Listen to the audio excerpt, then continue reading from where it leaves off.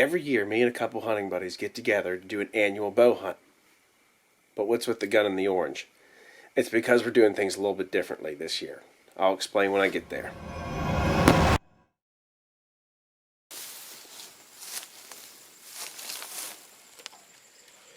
Well, I'm here at my doe spot. It's hot out right now. It's like 80 degrees hot out. I don't even have any orange. This is like my kids' stuff for early season. All my blaze orange stuff is late season stuff. Come here to hunt the doe because it's easy to get to. It's a wide open field. It's actually a kid's playhouse that sits up on stilts. I'm sure I'm going to have to battle the wasps and the flies that are in there.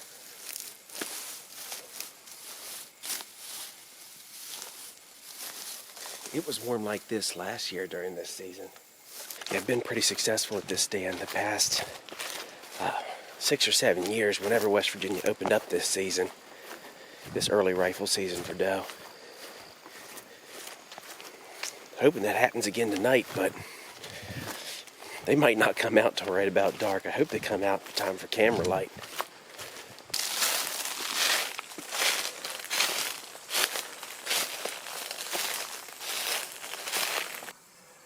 Not completely sure why I got in here so early.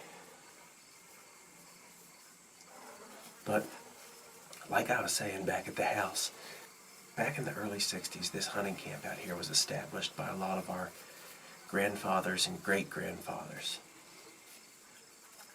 Back then when times were simpler and life was a little slower paced, they used to come out here and hunt for 2 weeks.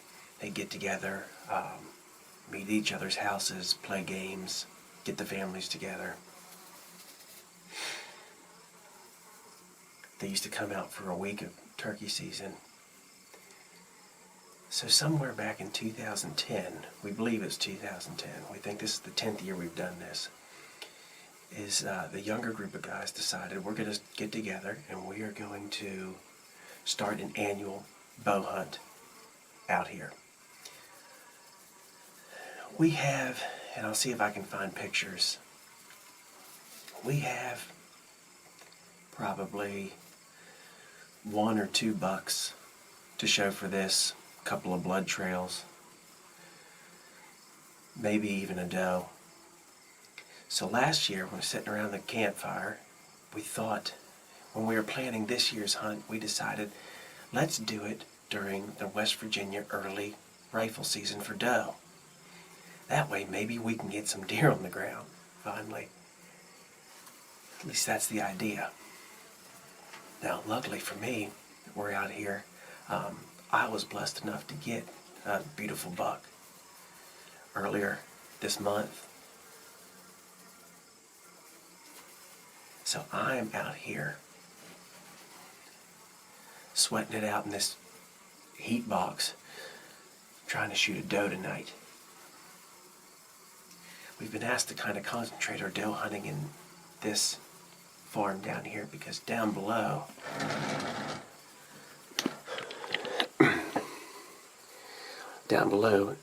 there's a lot of crops, and you know, the deer's tearing up the crops that are planted down below there, so we're going to kind of try to concentrate our effort.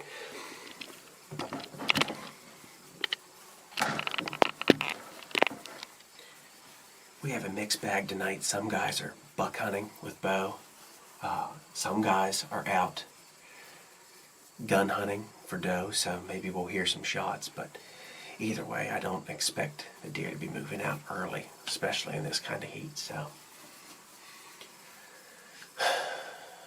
stick with us. This is something,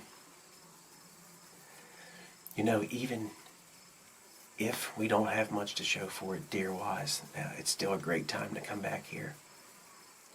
We're just trying to relive the good old days, even if it's just for one evening, that we can all get together and we can all stay out here and enjoy each other's fellowship. But with any luck,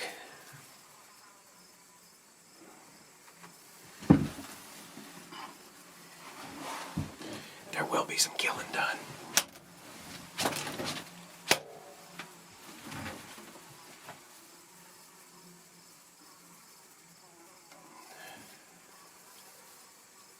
No matter what happens, there'll definitely be some killing done.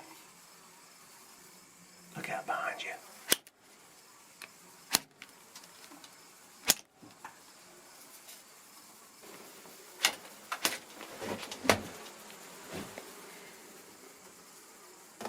Man, last week when Josh was out here and shot his doe, it was so cold I could barely keep the kids in the tree stand.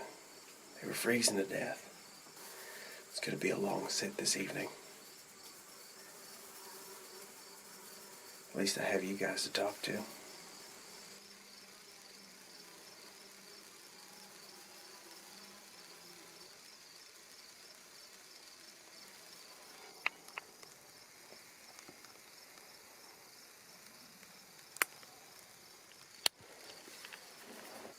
I have a question. Have you ever got a deer or two? You have meat in the freezer, you're not necessarily hard up. Oh, there's a deer out there. Hold that question.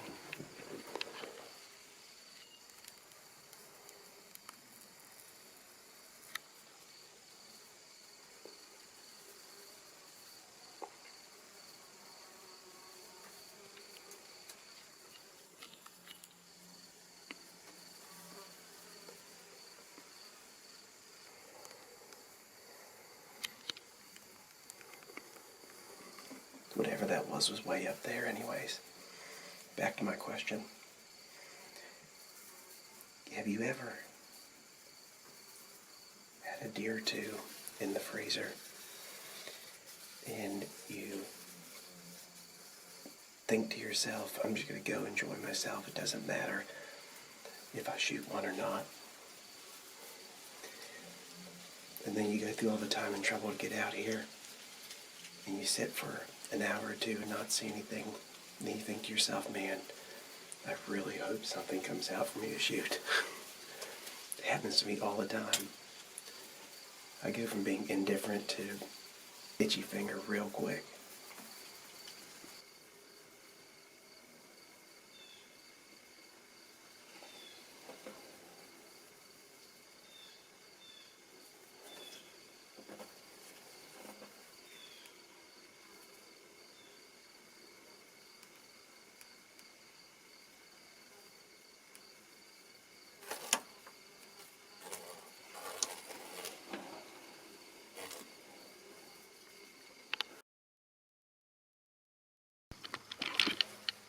Oh man, this stinks.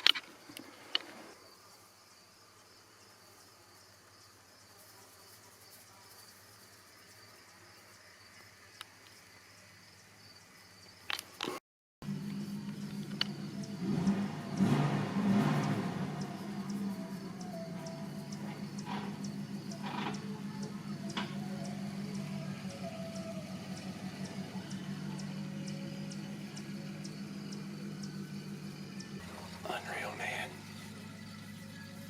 I'd have to check with the guys, but I'm pretty sure he's not supposed to be here. 6'11", man. That's aggravating, man. I'm gonna text the guys, but judging by the fact that he didn't know that this gate up here was locked, he probably shouldn't have been up here. The guy was definitely scoping these fields that don't belong to him. He spooked that button buck up out of here that I was watching. Yes, it was a button buck. I wasn't going to shoot it, but frustrating, man. Frustrating. Well, the streak's over. I do think we have some deer down, at least one. So we're going to go home and we're going to go back to the cabin. We have a treat in store for you.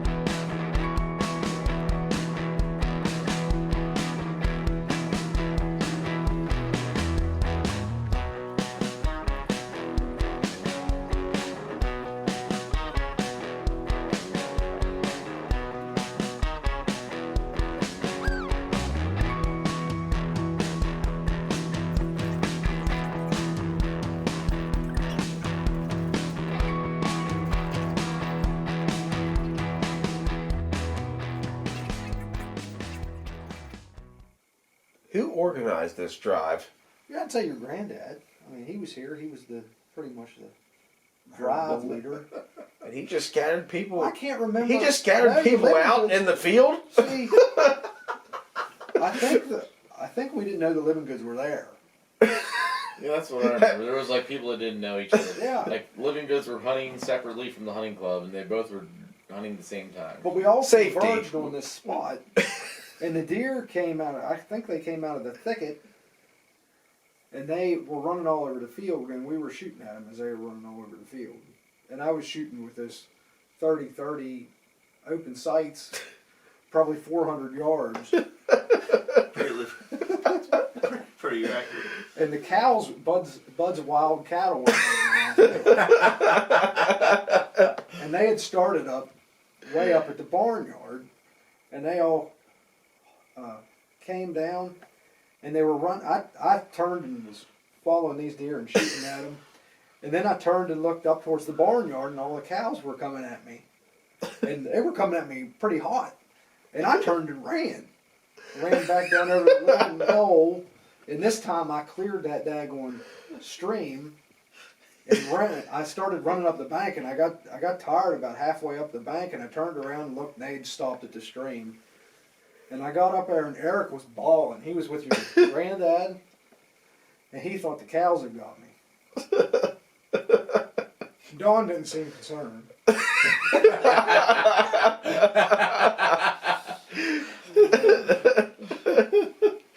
Yeah, Jay said he heard a bullet go over his head, and he had jumped a fence trying to get to the action.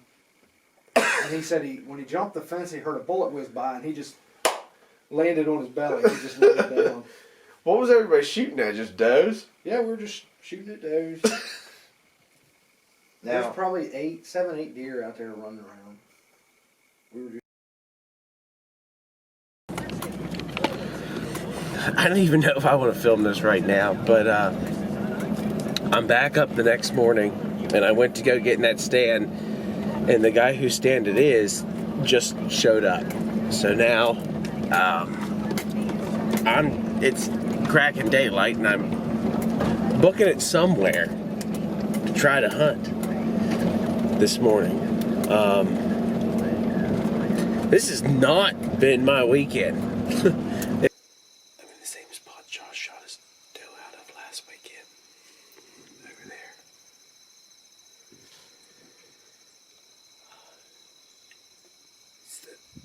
Closest and easiest place I could get to. I still came in. It was breaking daylight when I came in. I don't think that I ran anything out, but I don't know. Guess we'll see.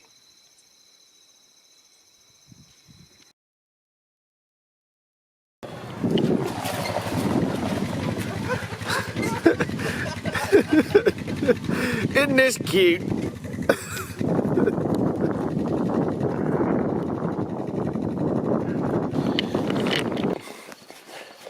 Okay, so that didn't work out.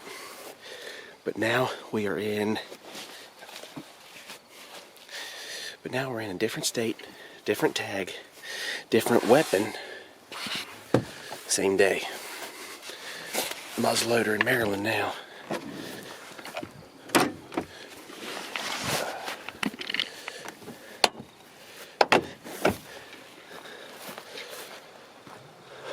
Let's go.